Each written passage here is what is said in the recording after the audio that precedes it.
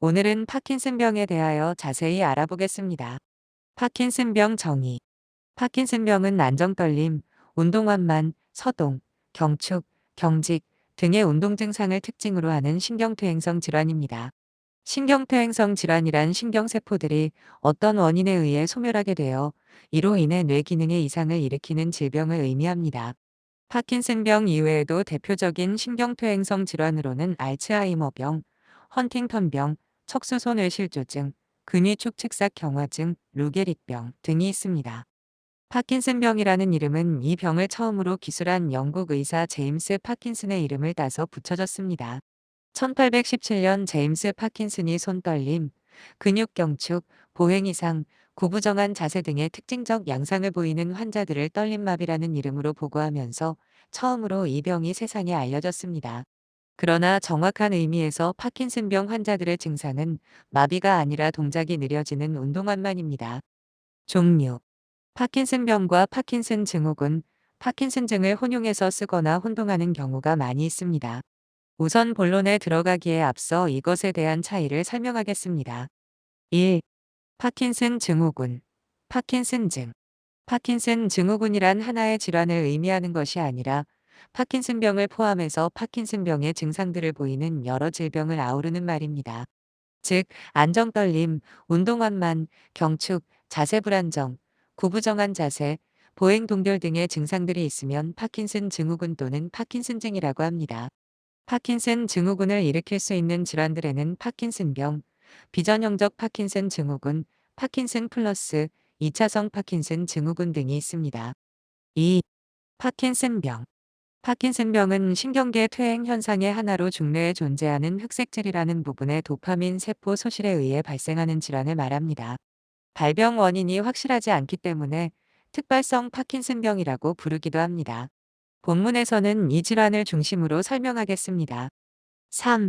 비전형적 파킨슨 증후군, 파킨슨 플러스. 비전형적 파킨슨 증후군은 파킨슨병과 비슷한 증상들을 보이는 다른 신경퇴행성 질환들을 지칭합니다. 흑색질 손상 이외에도 뇌의 다른 부분들이 손상되기 때문에 파킨슨병의 증상뿐만 아니라 다른 신경계통의 이상으로 인한 증상들이 동반되는 것이 특징입니다. 비전형적 파킨슨 증후군에는 다계통위축증, 진행해귀마비, 피질기저핵 변성, 레비소체 치매가 있습니다. 비전형적 파킨슨 증후군은 파킨슨병보다는 발생 빈도가 낮고 약에 대한 반응이나 예후 측면에서 상대적으로 좋지 않은 경과를 보입니다. 4. 2차성 파킨슨 증후군. 약물이나 독성 물질, 두부외상, 뇌혈관성 질환, 정상압수두증, 뇌염과 같은 중추신경계 감염 등 2차적인 원인에 의해 파킨슨증이 발생하는 경우를 2차성 파킨슨 증후군이라고 합니다. 약물 유발성 파킨슨 증후군을 일으킬 수 있는 대표적인 약제로는 정신과 치료에 사용하는 일부 신경안정제, 할로페리돌, 리스페리돈, 클로르프로마진 염산염 등와 몇몇 위장약, 메토클로프라마이드, 레보설피라이드 등이 있습니다. 약물에 의한 2차성 파킨슨 증후군은 도파민을 생성하는 세포가 파괴된 것이 아니고 약물로 인해 도파민의 전달이 차단되어 증상이 나타나는 것이기 때문에 원인이 된 약제의 사용을 중단하면 증상이 없어지게 됩니다. 원인. 파킨슨병은 중뇌 흑색질에 존재하는 도파민 분비 신경세포의 소실이 원인입니다. 한꺼번에 모든 도파민 세포가 없어지는 것이 아니라 점진적인 과정으로 진행되어 50에서 70% 정도까지 없어지면 운동 증상이 나타나게 됩니다. 경과 및 예후. 1. 경과. 파킨슨병은 초기 2년에서 3년 동안에는 적은 용량의 약물로도 충분한 증상 개선 효과를 얻을 수 있으며 별다른 어려움 없이 일상생활을 할 수 있어 이 시기를 허니문 시기라고 합니다. 그러나 허니문 시기가 지나고 레보도파를 복용한 지 3년에서 5년 정도가 되면 운동동요와 이상운동증의 운동합병증이 발생하기 시작합니다. 레보도파를 복용하면 약효가 올라와 운동 증상이 좋아졌다가 다음 레보도파를 복용할 시간이 가까워지면 약효가 떨어지면서 운동 증상이 다시 나빠지게 되는데 이러한 운동 증상의 기복을 운동동요라고 합니다. 따라서 파킨슨병의 초기에는 하루 2에서 3회의 약물 복용으로 증상이 충분히 조절되지만 병이 진행하면서 복용하는 약의 용량이 증가하고 약효의 지속 시간이 짧아져 약 복용 횟수가 하루 4에서 5회로 늘어납니다. 또한 약효가 과하거나 또는 약효가 오르거나 떨어지는 시기에 환자의 의지와 상관없이 저절로 몸이 움직이는 이상운동증이 발생할 수 있습니다. 이상운동증은 파킨슨병의 발병 연령이나 병의 진행 정도, 레보도파 복용 용량 등에 따라 차이가 있기는 하지만 레보도파 치료를 시작한 지 3년에서 6년 정도 지난 환자의 33에서 54%에서 나타납니다. 2. 예후 미국 국립생물정보센터에 의하면 파킨슨병은 병 자체가 기대 수명을 단축할 정도로 치명적인 것은 아니라고 발표하였습니다. 다시 말하면 파킨슨병 환자의 기대 수명은 일반인의 기대 수명과 차이가 나지 않습니다. 특히 파킨슨병의 치료약인 레보도파가 발견되기 이전에는 평균 기대 수명이 9.42년 정도였으나 레보도파가 나온 이후 파킨슨병 환자와 일반인의 평균 수명에는 차이가 나지 않습니다. 다만 파킨슨병의 진행 과정과 치료 중에 생기는 여러 가지 합병증이 수명에 영향을 주게 됩니다. 예를 들어 넘어져서 골절이 생기거나 삼킴 곤란에 의해 흡인 폐렴이 발생한 경우 적절한 시기에 치료받지 않으면 치명적일 수 있습니다. 병태 생리 1. 도파민과 파킨슨병의 관계 도파민은 뇌의 신경세포에서 만들어져 세포와 세포 간에 화학적 신호를 전달하는 데 이용되는 신경전달물질 중의 하나입니다. 신경전달물질의 신호 전달이 비정상적으로 억제되거나 과도해지는 경우에는 신경계 기능 전체의 이상을 초래하게 됩니다. 도파민은 파킨슨병과 밀접한 연관이 있으나 도파민이 파킨슨병에만 관련된 물질은 아닙니다. 뇌에는 광범위하게 도파민을 이용하는 신경세포가 있으며 이것들은 운동 조절과 관련된 선조체, 생각과 관련된 전두엽, 감정 등과 관련된 변연계, 호르몬과 관련된 뇌하수체 등에 존재하고 있습니다. 흑색질에서 만들어진 도파민은 선조체에 작용하여 신체의 운동 기능을 조절하는 역할을 담당하기 때문에 흑색질의 도파민 세포가 소실되면 몸의 움직임이 느려지고 운동 기능이 떨어지게 됩니다. 2. 파킨슨병에서 도파민 세포가 감소하는 이유 이러한 이유에 대해서는 아직 확실하게 알려진 것이 없지만 몇몇 가설들이 제시되고 있습니다. 환경적 영향이나 독성 물질, 유전 요인, 노화, 미토콘드리아 기능장애, 불필요한 단백질을 처리하는 기능의 이상 등이 그 예입니다. 한 가지 가설만으로는 발생 기전이 잘 설명되지 않기 때문에 환경적 요인들과 유전적 요인의 복합적인 상호작용에 의해 발생하는 것으로 여겨지고 있습니다. 1. 나이 일반적으로 파킨슨병이 발생하는 나이는 60세 이상이며 연령이 증가할수록 유병률과 발병률이 증가합니다. 이러한 점으로 볼 때 다른 신경퇴행성 질환처럼 파킨슨병 역시 노화가 질환의 발생에 있어 중요한 역할을 하는 것으로 생각됩니다. 2. 유전 요인 파킨슨병은 일부에서만 가족성으로 발생하고 유전적인 요인이 밝혀진 경우는 매우 드뭅니다. 대부분의 환자는 가족력 없이 파킨슨병이 발병하기 때문에 유전적인 요인만으로는 도파민 세포의 소실을 설명할 수 없습니다. 역학 및 통계 건강보험심사평가원 자료에 따르면 2020년 한 해 동안 파킨슨병으로 의료기관을 찾은 환자는 11만 1311명으로 2016년 9만 6499명보다 약 15.3% 증가했습니다. 파킨슨병의 유병률은 연구 방법과 인종에 따라 차이가 있기는 하지만 65세 이상에서 약 1에서 2%로 알려져 있으며 앞서 설명드린 대로 연령이 증가할수록 유병률과 발병률이 증가합니다. 국민건강보험공단 표본 코호트 자료를 통하여 2004년도부터 2013년까지 10년간의 성별, 연령별 파킨슨병 유병률과 발병률을 조사한 연구에 따르면 한국인에서의 파킨슨병 유병률은 인구 10만 명을 기준으로 했을 때 2004년에는 41.4명에서 2010년 96.8명, 2013년 142.5명으로 10년 동안 유병률은 해마다 약 13.2%씩 증가하였습니다. 60세 이상에서의 10만 명당 파킨슨병 유병률은 2004년 260.8명, 2013년 716.0명으로 2013년 기준 전체 인구에서의 파킨슨병 유병률인 10만 명당 142.5명에 비해 60세 이상에서 약 5배 정도 유병률이 높았습니다. 같은 연구에서 인구 10만 명당 파킨슨병의 발병 환자 수는 2004년도에 20.2명, 2013년도에 53.1명이었습니다. 서양의 경우 남자에서 여자보다 유병률과 발병률이 1.5배가량에서 2배가량 높은 데 반해 우리나라의 경우 원인은 정확히 알 수 없으나 여자에서 유병률과 발병률이 더 높은 것으로 보고되고 있습니다. 앞서 말씀드린 연구에서는 성별, 연령별 파킨슨병의 발병률이 여자에서 남자보다 1.3배에서 1.5배 더 높았으며 여자의 경우 70에서 79세의 가장 높은 파킨슨병 발병률을 보였고 남자의 경우 80세 이상에서 발병률이 가장 높았습니다. 희귀난치 질환 등록 데이터베이스를 활용한 다른 국내 연구에서도 여자가 남자보다 1.6배 높은 유병률과 1.4배 높은 발병률을 보였습니다. 증상 1. 운동 증상 파킨슨병의 주요 4대 증상은 안정떨림, 경축, 운동환만 및 자세 불안정입니다. 여러 증상이 동시에 나타나는 경우도 있지만 초기에는 일부 증상만 나타날 수도 있습니다. 안정떨림, 경축, 운동환만 등의 증상은 한쪽 팔다리에서 시작되지만 병이 진행하면 반대쪽에도 증상이 나타납니다. 1. 안정떨림 파킨슨병 떨림의 주된 특징은 움직이거나 자세를 취할 때보다 가만히 안정된 상태에서 나타나는 것입니다. 파킨슨병 초기에 약 70%의 환자들에게서 떨림이 나타나며 손과 다리 어느 한쪽에서 먼저 시작되는 경우가 많습니다. 특히 엄지손가락과 집게손가락을 비벼 마치 환약을 뭉치는 것 같은 동작을 특징적으로 보이다가 종종 팔, 다리 전체에서 떨림이 나타나기도 하고 때로는 턱, 혀 혹은 입술 등에서 떨림을 보이기도 합니다. 떨림은 수면 중에는 없어지고 스트레스를 받을 때 심해지는 경향이 있습니다. 떨림이 있는 부위에 힘을 주거나 활동을 하는 동안에는 일시적으로 사라지는 것이 특징입니다. 파킨슨병 이외에도 본태 떨림, 다른 퇴행성 질환, 뇌의 구조적 이상 등 떨림을 나타낼 수 있는 질환들은 다양하기 때문에 손이나 다리가 떨린다고 해서 모두 파킨슨병이라고 단정할 수는 없습니다. 2.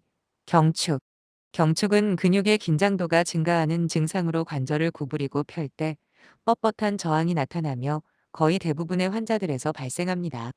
경축을 측정하려면 환자가 편안한 자세로 있도록 하고 검사자가 수동적으로 관절을 돌려보면 뻑뻑한 느낌을 느낄 수 있습니다. 3. 운동원만. 운동원만은 근육의 힘이 약화되어 나타나는 마비와는 다르며 근력 저하 없이 몸의 동작이 느려지고 운동의 진폭이 작아지는 것을 의미합니다. 간혹 운동환만으로 인한 증상을 뇌졸중에 의한 것으로 오인하는 경우가 있는데 뇌졸중이 갑자기 발생하는 것과는 다르게 운동환만은 자맹성으로 발병하여 매우 서서히 진행합니다. 운동환만은 파킨슨병의 가장 특징적인 증상이며 초기에는 단축 기억이나 글씨 쓰기와 같은 세밀한 작업을 수행하는 데 어려움을 느끼다가 병이 진행함에 따라 점차 옷 입기, 양치하기, 식사하기 등의 일상적인 동작을 수행하는 데 있어서도 평소보다 시간이 오래 걸리게 됩니다. 운동환만과 연관된 다른 증상으로는 목소리가 작아지는 발성과소와 얼굴 표정이 감소하는 가면 얼굴이 있습니다. 4. 자세 불안정. 자세 불안정은 병의 초기보다는 어느 정도 병이 진행된 후에 나타나는데 중기 이후가 되면 자세 불안정성으로 인해 넘어짐이 자주 발생합니다. 작은 장애물이나 약간의 체위 변화에도 쉽게 넘어지게 되고 운동환만으로 인해 넘어지기 전에 팔이나 다리로 자세를 교정하는 반응이 느려 머리와 몸통 전체가 땅바닥에 쓰러지는 경우가 흔합니다. 그러다 보니 골절이나 머리에 외상이 발생하는 위험에 노출되기 쉽습니다. 하지만 자세 불안정이 질병의 초기부터 나타난다면 파킨슨병보다는 파킨슨 증후군을 보일 수 있는 다른 질환의 가능성을 의심해 봐야 합니다. 5. 자세 및 보행 이상. 보행을 하는 동안 나타나는 파킨슨병의 여러 특징적인 증상들이 있습니다. 우선 서 있는 자세에서는 등이 구부정하게 굽고 팔꿈치와 무릎이 약간 굽어져 있는 형태의 자세를 취하게 됩니다. 걸을 때 한쪽 팔은 앞뒤로 잘 흔드는데 다른 팔은 움직임이 감소하여 몸통에 붙여서 걷는 것을 흔히 볼 수 있습니다. 병이 더 진행하면 양측 팔을 모두 흔들지 않고 몸통에 붙이고 걷게 됩니다. 또 다른 특징으로 보폭이 짧고 한쪽 다리를 땅에 조금씩 끌면서 걷는 모습을 보입니다. 그러다 보니 신발의 밑창이 닳아 없어지는 정도가 좌우에서 차이가 나게 됩니다. 몸이 쓰러질 듯이 앞으로 나가면서 걸음이 점점 빨라지는 현상인 가속보행이 나타나기도 합니다. 가속보행은 구부정한 자세로 인해 몸의 무게 중심이 앞으로 쏠려 있고 보폭이 좁기 때문에 발생하며 자세 불안정과 함께 환자가 쉽게 넘어지는 원인이 됩니다. 또한 보행 중 발이 땅에 붙어서 떨어지지 않는 동결 현상도 발생할 수 있습니다. 이 현상은 처음 걸음을 시작할 때나 방향을 바꿀 때 엘리베이터 문이 열려서 내리거나 타려고 할 경우 혹은 건널목에서 신호등이 바뀌어 갑자기 걸어가야 할 경우 등에서 주로 나타납니다.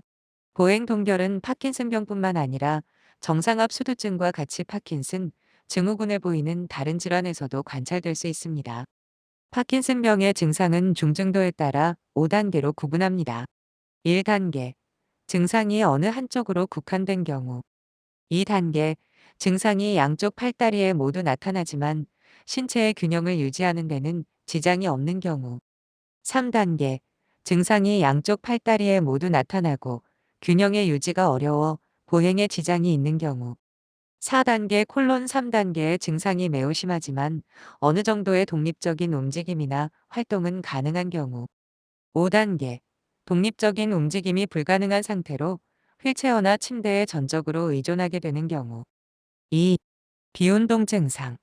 파킨슨병은 운동 증상 이외에도 인지장애 및 신경정신 증상, 우울, 불안, 무감동, 피로, 환각 및 망상, 충동조절장애, 수면 이상, 불면, 렘수면 행동장애, 과도한 주간 졸림증, 수면 발작, 하지 불안증후군, 자율신경계 증상, 변비, 소변장애, 땀분비 이상, 기립성 저혈압, 성기능장애, 감각증상, 후각기능 저하, 통증 등의 다양한 비운동 증상이 동반될 수 있습니다.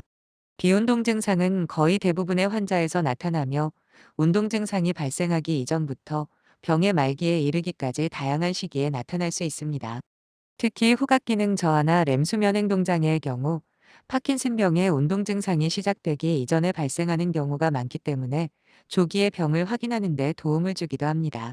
비운동 증상 중에는 병 자체에 의해 나타나는 고유한 증상도 있고 일부는 치료 과정에 사용되는 약물의 영향을 받기도 합니다. 비운동 증상 중 소변 증상, 야간뇨, 빈뇨, 후각 이상, 변비, 기억력 저하, 우울감, 불안, 불면 등의 증상은 전체 환자의 1/3 이상에서 나타나는 매우 흔한 증상으로 때로는 운동 증상보다 환자들을 더 힘들게 할 수 있으며 삶의 질을 떨어뜨리는 주요한 요인으로 작용합니다. 진단 및 검사. 1. 파킨슨병의 진단. 아직은 파킨슨병을 확진할 수 있는 혈액검사나 뇌 영상검사는 없으며 뇌 조직검사에서 도파민 신경세포의 소실과 레비소체가 확인되어야 파킨슨병으로 확진할 수 있습니다. 하지만 질병을 확진하기 위해 뇌조직 생검을 하는 것은 환자에게 이득보다는 해가 될 수 있으므로 임상 증상과 경과를 근거로 진단을 하게 됩니다. 파킨슨병은 증상이 서서히 나타나기 때문에 환자를 한번 보고 진단하기는 어려운 경우가 많이 있습니다.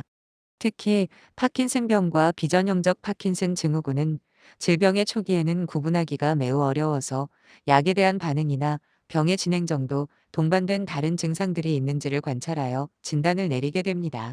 이러한 경우 수년간의 지속적인 관찰이 요구되기 때문에 의사가 병의 경과와 특성에 대해 환자와 보호자들께 충분히 설명하는 것도 중요하지만 적절한 진단이 가능할 때까지 환자와 보호자가 주치의를 신뢰하고 기다릴 수 있어야 합니다. 2. 진단을 위한 검사.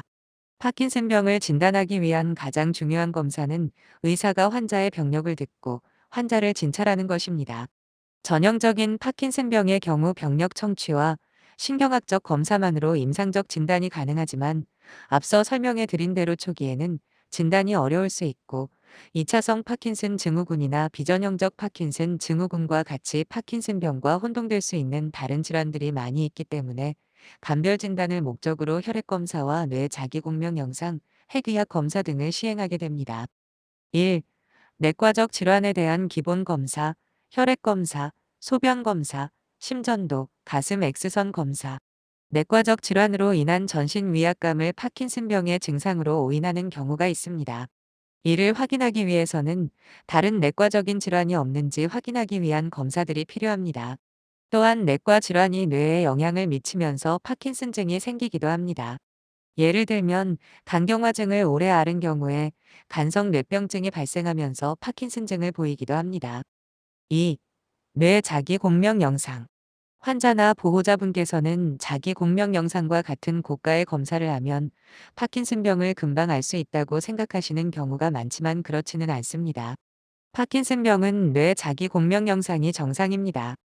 하지만 2차성 파킨슨 증후군이나 비전형적 파킨슨 증후군과 감별하기 위해서 뇌 자기 공명 영상 검사가 필요합니다. 서두에서 언급했듯이 외상, 뇌혈관성 질환, 정상압수두증 등이 2차성 파킨슨 증후군의 원인이 될 수 있는데 뇌 자기공명 영상을 이용하면 2차성 파킨슨 증후군을 유발할 수 있는 뇌의 구조적인 이상 유무를 확인할 수 있고 이를 근거로 치료 방침을 결정할 수 있습니다. 비전형적 파킨슨 증후군의 경우 초기에는 파킨슨병과 마찬가지로 뇌 자기공명 영상에서 뚜렷한 이상이 관찰되지 않을 수 있지만 시간 경과에 따라 점차적으로 특징적인 이상 소견이 나타나기 때문에 자기공명 영상은 비전형적 파킨슨 증후군과의 감별 진단에도 도움이 됩니다. 3. 핵의학 검사. 뇌 자기공명 영상이 뇌의 구조적인 모양을 보는 수단이라고 한다면 핵의학 검사는 뇌의 기능적인 면을 확인하는 검사입니다. 단일 광자 컴퓨터 단층 촬영, 스펙트, 이나 양전 자방출 단층 촬영, 펫 등을 예로 들 수 있으며 검사의 목적에 따라 사용되는 방사성 물질의 종류가 달라집니다.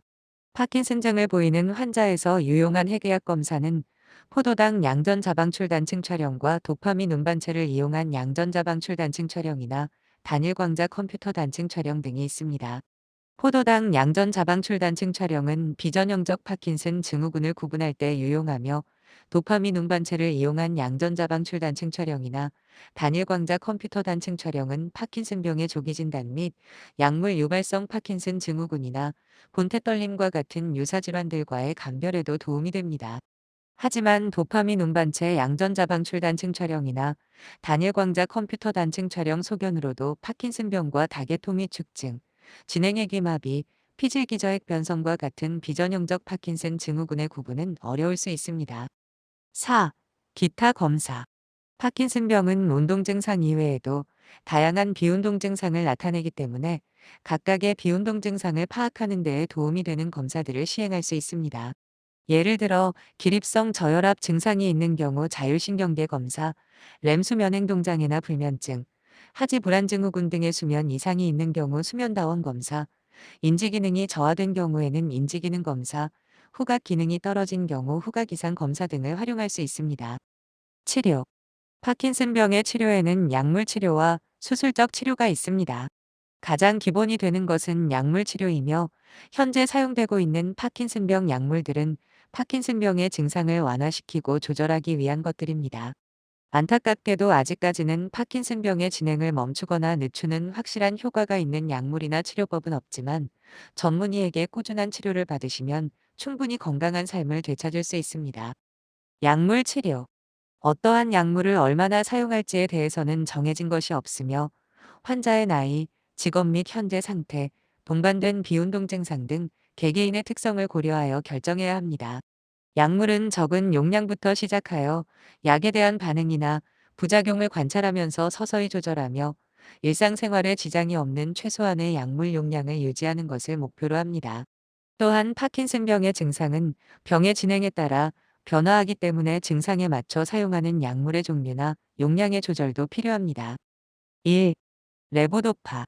레보도파는 1960년대에 파킨슨병 치료에 도입된 이후 현재까지 파킨슨병의 약물 치료에 있어 가장 효과적이고 많이 사용되는 약제입니다. 파킨슨병은 도파민의 결핍으로 인해 운동장애가 발생하기 때문에 부족한 도파민을 약물로 보충해주면 운동 증상이 개선될 수 있습니다. 하지만 도파민은 혈액과 뇌조직 사이에 존재하는 혈액-뇌장벽을 통과하지 못하기 때문에 체내에 바로 주입하면 뇌의 신경세포까지 도달하지 못합니다. 레보도파는 도파민으로 만들어지기 전 단계의 물질로 도파민과 달리 혈액-뇌장벽을 통과할 수 있고 뇌에 도달한 이후 도파민으로 대사되어 신경세포에서 부족한 도파민의 역할을 하게 됩니다. 이와 같은 이유로 레보도파를 기본 성분으로 한 다양한 약제들과 레보도파의 대사에 관여하는 보조적인 약제들이 개발되어 파킨슨병의 치료에 이용되고 있습니다. 2. 도파민 작용제. 도파민은 아니지만 도파민이 작용하는 수용체를 자극하여 도파민과 유사하게 신경전달 과정에 반응하도록 만들어진 약제가 도파민 작용제입니다. 도파민 작용제는 초기 파킨슨병 환자들에게 레보도파를 대신하여 단독으로 사용되거나 진행된 파킨슨병 환자들에게 레보도파 치료의 보조제로 사용되고 있습니다. 레보도파보다는 효과가 약하지만 약효가 더 오래 지속되고 운동합병증이 덜 생기는 장점이 있습니다. 일부 환자들에서는 도파민 작용제 사용 후 조절되지 않는 충동, 병적 도박, 성욕과다, 쇼핑 중독, 폭식 등이 발생하기도 합니다. 대부분은 약물 조절을 통해 증상이 호전되기 때문에 도파민 작용제의 용량을 증량한 후 이러한 증상이 나타났다면 반드시 담당 의사와 상의하셔야 합니다. 3. 도파민 분해 효소 억제제. 레보도파와 도파민 작용제가 부족한 도파민의 역할을 대신해서 약물 효과를 나타내는 것과는 달리 도파민을 분해하는 효소들의 작용을 억제하여 약물 효과를 나타내는 약제들이 있습니다. 마오비 억제제와 콤트 억제제가 여기에 해당합니다. 마오비 억제제는 뇌에서 만들어진 도파민을 분해하는 마오비라는 효소를 억제하여 도파민이 더 오랜 기간 동안 작용하도록 도와주는 역할을 합니다. 마오비 억제제가 파킨슨병의 진행을 느리게 할 수도 있다는 연구 결과가 있었으나 이러한 효과에 대한 결론은 아직 확실하지 않은 상태입니다. 콤트 억제제는 레보도파가 혈액 뇌장벽을 통과하기 전에 체내에서 콤트라는 효소에 의해 도파민으로 분해되는 것을 억제하여 더 많은 레보도파가 뇌에 전달되도록 도와주는 역할을 합니다. 따라서 콤트 억제제를 단독으로 복용하는 것은 효과가 없고 레보도파와 함께 복용하면 레보도파의 작용 시간이 늘어납니다. 4. 비도파민성 약물들. 항콜린제, 아만타딘 등의 비도파민성 약제들도 파킨슨병 치료에 이용합니다. 트리엑시페니딜, 벤즈트로핀 메실레이트, 비페리덴, 프로사이클리딘 염산염 등의 항콜린제는 떨림을 조절하는 데는 효과적이지만 입마름, 변비 등의 부작용이 잘 생기고 고령의 환자에서 인지기능 장애를 유발하거나 악화시킬 수 있어 주의해야 합니다.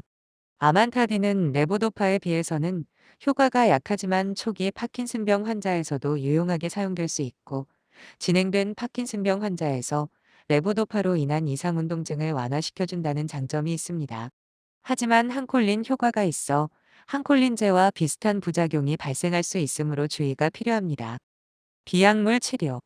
오랜 약물 복용으로 운동합병증이 발생한 환자에서는 약물 치료 이외에 수술적인 치료를 시행하기도 합니다.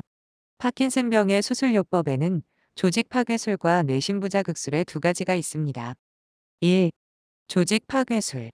조직 파괴술은 외과적으로 특정 뇌 조직을 제거하는 방법으로 과거에는 파킨슨병 치료에 시상 파괴술 또는 창백핵 파괴술을 시행하였으나 현재는 잘 사용되지 않는 편입니다. 조직 파괴술은 파킨슨병의 증상을 호전시키는 데 효과가 있지만 뇌조직을 제거하는 방법이므로 뇌신부자 극술보다 출혈의 위험성이 더 높고 제거된 조직의 기능이 손상되고 뇌의 정확한 부위를 제거하지 못하더라도 조직을 되돌려 놓을 수 없는 비가역적인 수술입니다. 또한 양쪽을 모두 수술할 경우 발음장애, 삼킴곤란, 인지기능 저하 등의 증상이 심해서 일반적으로 한쪽만 시행하는 경우가 많습니다. 2. 뇌신부자 극술. 뇌신부자 극술은 특정 뇌 부위에 미세전극을 삽입하고 전극의 다른 쪽 끝을 가슴 피부 아래 심어놓은 자극 발생기, 배터리에 연결하는 수술로 파킨슨병과 같은 이상운동 질환의 수술 중 가장 널리 사용되는 방법입니다.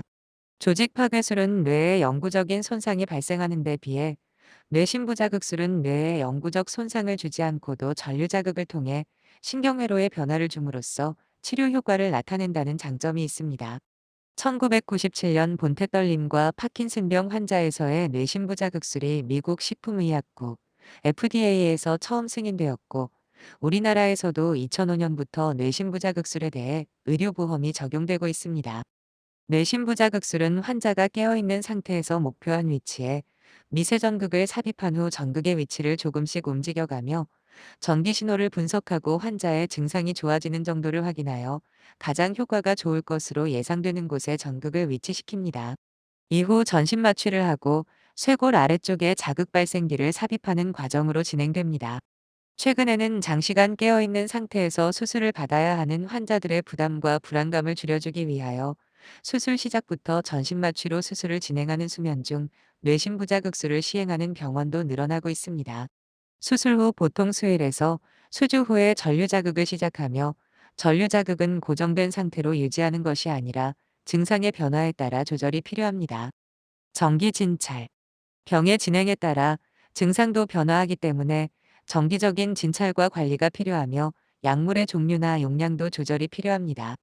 혈액 검사나 뇌 자기 공명 영상 같은 영상 검사를 주기적으로 시행할 필요는 없지만 추적 관찰 기간 동안 갑작스럽게 증상이 악화되거나 비전형적 파킨슨 증후군으로 의심되는 증상이 관찰된다면 원인 감별을 위해 혈액 검사, 뇌 영상 검사, 핵의학 검사 등이 필요할 수 있습니다.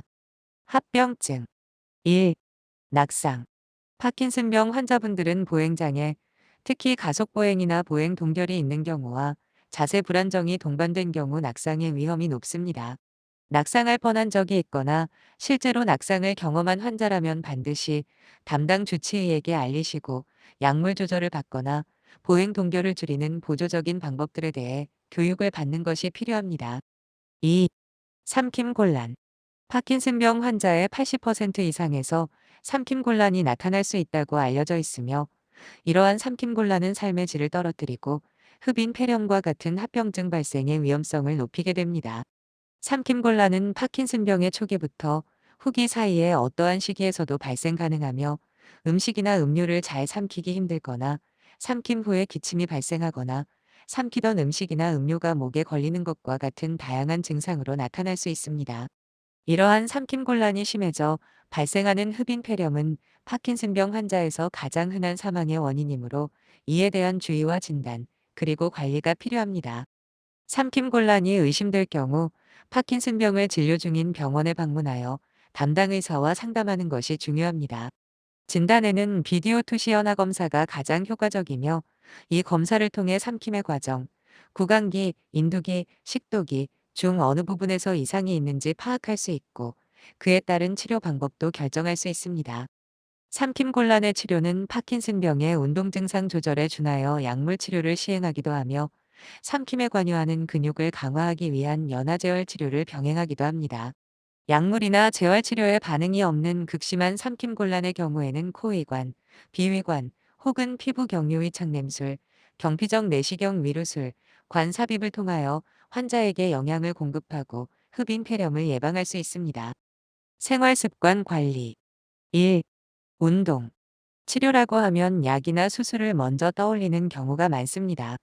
이러한 치료가 물론 중요하지만 그것만큼이나 중요한 것은 운동입니다. 운동을 하면 근력, 유연성, 지구력 등 신체적 기능이 향상되고 파킨슨병의 증상을 개선시킬 수 있습니다. 뿐만 아니라 뇌의 도파민 세포의 능력을 향상시키는데 도움이 되어 파킨슨병의 진행 경과를 늦출 수 있다는 연구들도 있습니다. 또한 적절한 운동은 기분과 수면에도 도움이 됩니다. 병의 초기를 지나 중기로 접어들면 걷는 것이 예전보다 힘들어지고 같은 일을 하더라도 더 많은 시간이 필요하다 보니 환자분들의 활동량이 점차 줄어들고 움직이는 것을 귀찮아하는 경향이 생겨납니다. 그러나 약물만 복용하고 운동을 하지 않으면 근육량이 감소하여 근력이 저하되고 운동 기능이 떨어지게 됩니다. 때문에 몸이 받아들일 수 있다면 지속적인 운동을 해야 합니다. 1. 어떤 형태의 운동이 중요한가요? 걷기, 뻗기 운동 및 근력 운동 등이 모두 중요합니다. 몸을 곧게 펴는 뻗기 운동은 구부정한 자세를 완화하는 데 도움이 되고 근력을 강화하는 운동은 몸이 느려지고 뻣뻣하더라도 이동성 및 기능을 유지하는 데 많은 도움이 됩니다. 파킨슨병 환자에게 좋은 운동으로는 걷기, 수영, 체조, 태극권, 요가, 실내 자전거, 아쿠아로빅 등 다양합니다. 몸의 유연성과 균형감을 향상시키는 운동과 코어 근육, 복부와 몸통의 근육을 강화시키는 운동을 병행하는 것이 좋습니다. 걷기 운동은 기본적인 운동 효과와 함께 보행 능력도 향상시킬 수 있어 간단하면서도 좋은 운동입니다. 허리, 무릎 등 근골격계 질환이 있는 경우에는 중력의 영향을 덜 받도록 수영, 아쿠아로빅, 물속에서 걷기 등을 하면 좋고, 서 있거나 걷는 것이 불안정한 경우라면 앉거나 누워서 운동을 하는 것이 안전할 수 있습니다. 특히 운동 중 넘어지거나 다칠 가능성이 있다면 보조기 등 안전장치를 사용하셔야 하고, 보호자나 관리인이 동행하여 운동해야 합니다. 2. 얼마나 자주 운동을 해야 할까요? 자신의 능력과 병의 단계에 맞는 운동을 골라서 규칙적이고 지속적으로 유지하는 것이 좋습니다. 가능하다면 매일 운동하는 것이 좋지만, 적절한 운동 횟수나 시간은 개인별로 다를 수 있으므로 운동법과 운동 시간에 대해 담당 의사와 상담해 보십시오. 2. 파킨슨병과 음식. 현재까지 파킨슨병의 치료나 증상에 도움이 되는 것으로 알려진 음식은 없습니다. 적절한 체중을 유지하기 위해 영양분을 골고루 섭취하고 규칙적인 식습관을 유지하는 것이 좋습니다. 파킨슨병 환자분들에게는 변비가 흔하고 약물 부작용으로도 변비가 발생할 수 있기 때문에 충분한 야채와 과일을 섭취하는 것이 변비 증상을 개선하는 데 도움이 되고, 물을 많이 마시는 것은 변비와 기립성 저혈압에 도움이 됩니다. 운동 동요가 있는 환자의 경우 단백질이 포함된 음식, 육류, 생선, 콩, 은, 레보도파의 흡수를 방해하기 때문에 약물 복용과 시간 간격을 두고 먹는 것이 좋습니다.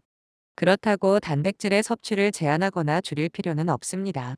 단백질을 제한하면 근육 손실이 생기고 영양상의 문제가 발생하여 오히려 해로울 수 있습니다.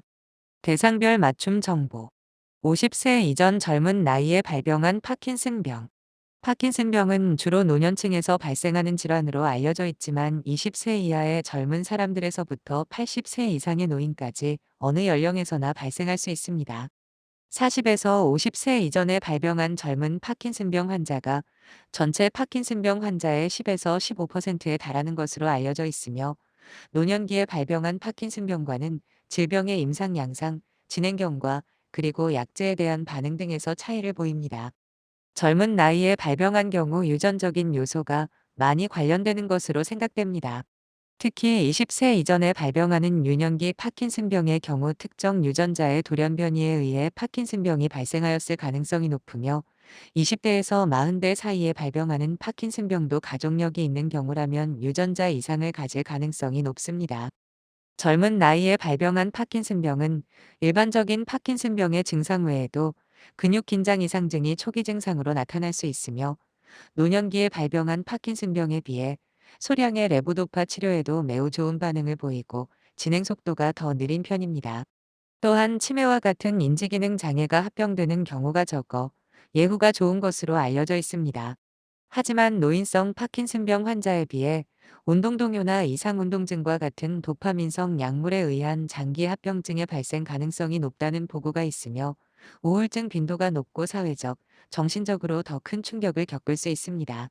따라서 가족 간의 정서적 지지가 매우 중요하며, 파킨슨병 전문가와 함께 상의하여 장기적인 치료 계획을 세우는 것이 필요합니다. 지원 체계. 1. 본인 부담금 산정 특례 제도. 본인 부담금 산정 특례 제도는 진료비 본인 부담이 높은 중증 질환자와 희귀 난치성 질환자에 대하여 본인 부담률을 경감해주는 제도입니다. 파킨슨병은 진단 기준을 만족하는 경우 중증 난치 질환으로 산정 특례 등록이 가능하고, 등록일로부터 5년까지 파킨슨병으로 진료받는 경우 요양급여 비용의 10%, 비급여 100% 본인 부담 항목 제외 만을 본인이 부담합니다. 그리고 특례 기간 종료 시점에 등록된 파킨슨병의 잔존이 확인되고 해당 질환으로 계속 치료 중인 경우에는 산정 특례 재등록이 가능합니다. 국민건강보험공단 홈페이지 정책센터 국민건강보험 보험급여 의료비 지원 본인 일부 부담금 산정 특례 제도에서 산정 특례에 관한 자세한 정보를 확인하실 수 있습니다. 2. 노인장기요양보험 제도. 파킨슨병 환자는 노인장기요양보험 신청이 가능합니다. 노인장기요양보험 제도는 65세 이상 고령이나 노인성 질병, 치매, 뇌혈관성질환, 파킨슨병 등 대통령령으로 정하는 질병 등의 사유로 일상생활을 혼자서 수행하기 어려운 노인 등에게 신체활동 또는 가사활동 지원 등의 장기요양급여를 제공하여 노후의 건강 증진 및 생활 안정을 도모하고 그 가족의 부담을 덜어줌으로써 국민의 삶의 질을 향상하도록 함을 목적으로 시행하는 사회보험제도입니다. 적용 대상 65세 이상의 노인 또는 65세 미만의 자로서 치매, 뇌혈관성 질환, 파킨슨병 등 노인성 질병을 가진 자중 6개월 이상 혼자서 일상생활을 수행하기 어렵다고 인정되는 자를 그 수급 대상자로 하고 있습니다. 여기에는 65세 미만자의 노인성 질병이 없는 일반적인 장애인은 제외됩니다.